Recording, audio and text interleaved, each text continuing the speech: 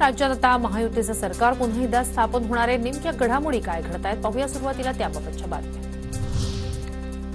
गृहमंत्रीपदाबाबत चर्चेतून अंतिम निर्णय समोर येईल। गृहमंत्रीपदासाठी आग्रही असल्याच्या चर्चांनंतर एकनाथ शिंदेंची सूचक प्रतिक्रिया।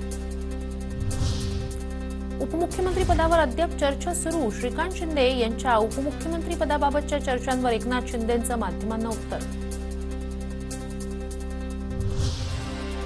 एकनाथ शिंदे दरेगावातून ठाण्यात दाखल। ठाण्यातील निवासस्थानी डॉक्टरांकडून शिंदेंच्या प्रकृतीची तपासणी। शिंदेंची तब्येत बरी नसल्यानं डॉक्टरांचा विश्रांतीचा सल्ला।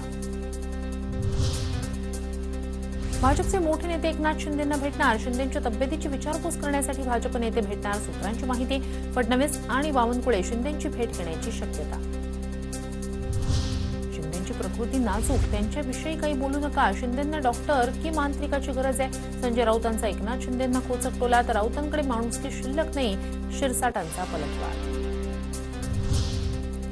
5 डिसेंबरला 10 ते 15 मंत्री शपथ घेण्याची शक्यता। बावनकुळे, मुनगंटीवार, महाजनांसह पंकजा मुंडे, नितेश राणेंच्या नावाची चर्चा।